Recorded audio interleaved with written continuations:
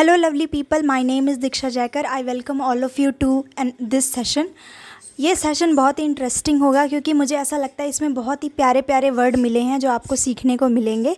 ये सेशन में आप ये जो स्क्रीन पे भी आपको जितने भी वर्ड दिख रहे हैं, सबसे पहले मैं रीड आउट करती हूँ। वेनालिटी, embolden, एम्ब्लेमेटिक, Dili daily and equity. सो आज के इस सेशन में आप ये सारे वर्ड को सीखेंगे, 5 वर्ड को। आज के न्यूज़पेपर से मैंने ये इस वर्ड्स को उठाए हैं। तो चलिए स्टार्ट करते हैं।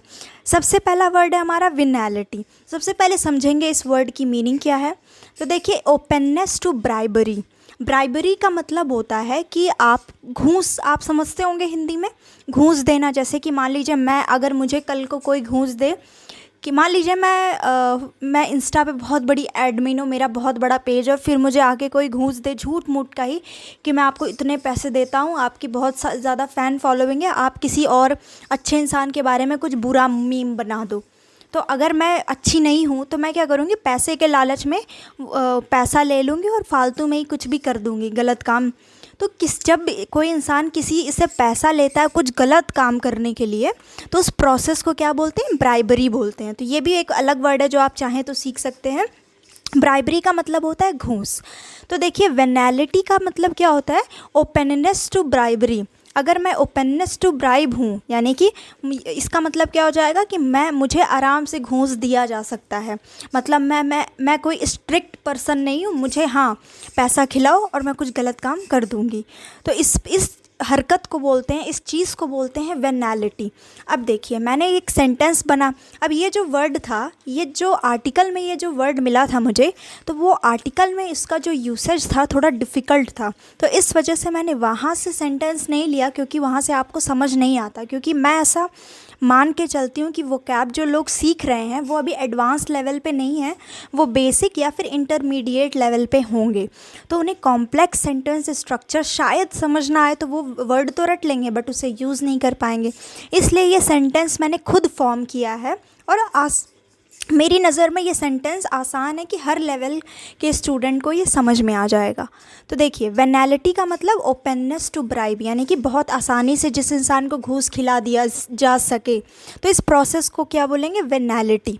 अब देखिए किस तरीके से सेंटेंस में इसको यूज़ किया जाएगा। The venality of some officers hinders the implementation of proper rule on everyone. अब देखिए, इसमें क्या मैं कहना चाह रही हूँ कि कुछ जो ऑफिस, प्लीज़ डोंट माइंड कि यहाँ पे पुलिस की ही क्यों इमेज लगा रखी है, क्यों, क्या यही घूस लेते हैं? नहीं, किसी ना किसी को तो यहाँ पे दिखाना ही था बुरा, या तो पॉलिटिशियन को दिखाना पड़ता है या फिर पुलिस को। तो इसलिए मैंने नॉर्मली एक जनरल सेंस में एक्सप्लेनेशन के लिए दिया, ये समझाया है। सो प्लीज़ डोंट माइंड कि क्यों पुलिस ही क्यों, आप किसी को भी इमेजिन कर लीजिए, कोई भी, किसी को भी। तो the venality of some officers, तो जो कुछ ऑफिसर्स की जो वेनालिटी होती है, यानी कि वो इतने ओपन होते हैं घूस के कि उनको घूस दो वो कुछ गलत काम भी कर देंगे, किसी के खिलाफ कंप्लेंट इधर उधर या कुछ भी, जो भी चीज़ें रियलिटी में भी होती हैं आपको पता होगी। तो जो वेनालिटी है कुछ ऑफिसर्स की, वो हिंडर करती है, यानी रोक ला देती है। किन चीज़ों में रोक ला देती है? प्रॉपर इम्प्लीमेंटेशन रूल का नहीं हो पाता सब लोगों पर। फिर से पढ़िए, the venality of some officers hinders the implementation of proper rule on everyone. यानी कि जो ये घूस लेने वाली जो हरकत होती है कुछ ऑफिसर्स की, वो रोक लगा देती है प्रॉपर रूल के इम्प्लीमेंटेशन पे। मतलब सब लोगों पे बराबर रूल लग ही नहीं पाता।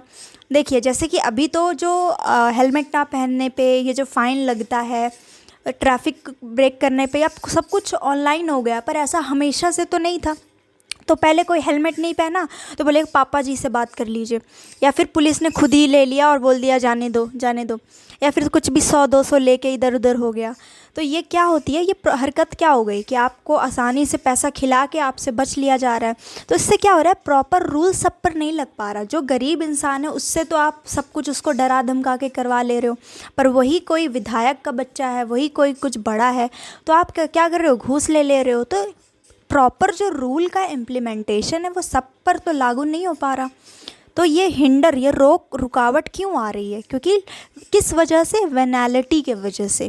तो आई होप ये मैंने कुछ ज़्यादा ही डीप में समझा दिया। आई लाइक एक्सप्लेनेशन, मुझे I enjoy when I explain things, तो कुछ ज़्यादा ही हो गया। वेनालिटी का मतलब होता है openness to bribery. Now second word है हमारा एक्विटी। अब देखिए, एक्विटी का मतलब होता है क्विकनेस ऑफ थॉट्स या फिर शार्पनेस। इसका क्या मतलब हुआ कि यानी कोई इंसान जो शातिर है, यानी कि उससे कोई सवाल पूछा गया और उसने बहुत गजब का जवाब दे दिया, मतलब मस्त सा, कि उसको with in a fraction of second वो इंसान ने बहुत मस्त सा जवाब दे दिया। ठीक, यानी कि तेज दिमाग का है, उससे जो पूछो बहुत ही मस्त तरीके से वो जवाब दे देता है। कोई भी आंसर, एग्ज़ाम का आंसर नहीं पर कुछ भी, मान लो ऐसा ना हो कि ये हो तो तुम क्या करोगे, तो वो पर्सन बहुत ही मस्त तरीके से वो जवाब दे देगा। ठीक, तो क्विकनेस ऑफ थॉट जो होती है कि सोच के आप तुरंत जवाब दे दें, इस टैलेंट को, इस स्किल को बोलते हैं एक्विटी। और क्या है शार्पनेस, इसका मतलब भी क्या है कि जैसे जो फौजी लोग होते हैं, ठीक, किसी भी देश के फौजी, उनको ट्रेनिंग इतनी अच्छी होती है कि अगर ज़रा सा भी ड्यूटी पे पत्ता भी हिले ना तो उनके नज़र में आ जाता है, कि वो तुरंत चेक करते हैं कि कुछ तो गड़बड़ तो नहीं है, कोई आतंकवादी घुसने की तो कोशिश नहीं कर रहे, इन्फिल्ट्रेशन तो नहीं हो रहा। वो उस शार्पनेस ऑफ विजन, यानी आँखों की जो शक्ति तुरंत चीज़ों को कैच कर लेना, उस चीज़ को भी वो शार्पनेस को भी हम एक्विटी बोलते हैं। अब देखिए इसको सेंटेंस में कैसे यूज़ किया गया है। अगेन सेंटेंस मैंने फॉर्म किया है क्योंकि ओरिजिनली ये बहुत कॉम्प्लेक्स था। All soldiers have visual equity, बहुत ही सिंपली मैंने लिखा है कि जितने भी सोल्जर्स होते हैं उनके पास विजुअल यानी आँखों की इक्विटी होती है, यानी आँखों में शार्पनेस होती है कि कोई भी चीज़ हिली वो तुरंत आँखें उनकी पकड़ लेंगी, तुरंत वो उसको जाके चेक करेंगे, तुरंत उन्हें रियलाइज़ होगा कि हाँ कुछ तो हुआ है। चलिए थर्ड वर्ड एम्ब्लीमेटिक। एम्ब्लीमेटिक का मतलब होता है उदाहरण यानी कि example.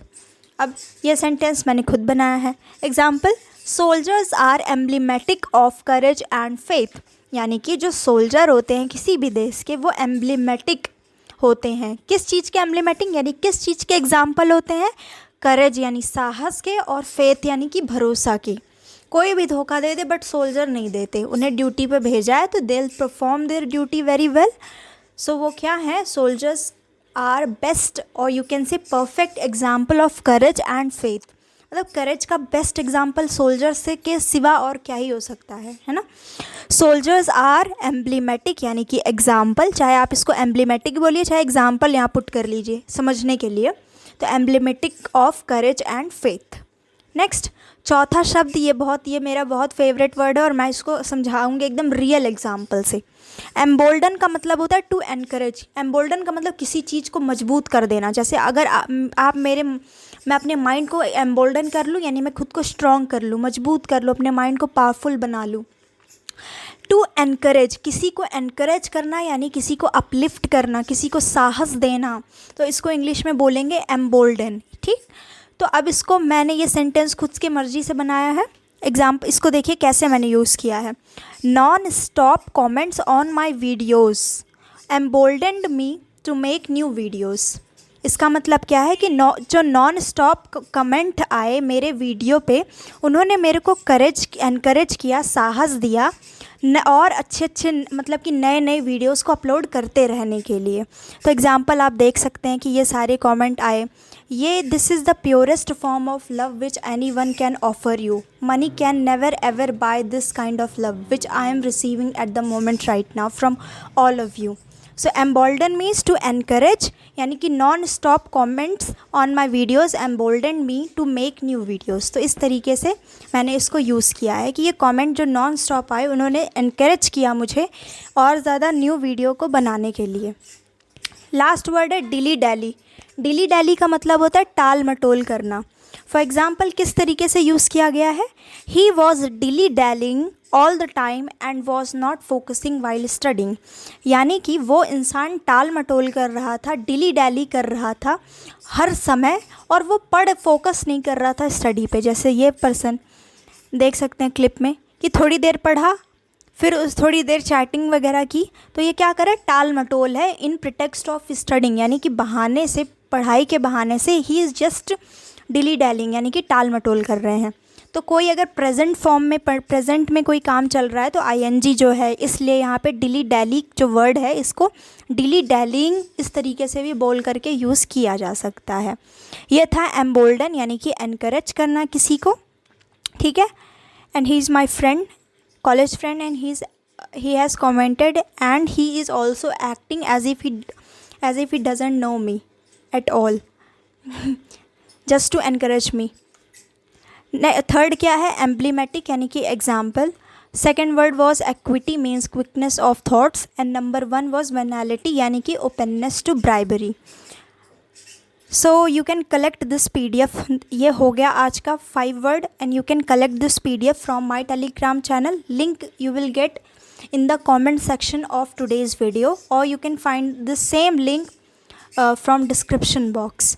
So that's it for today's video. I'll see you in the next session. So thank you so much for watching this video.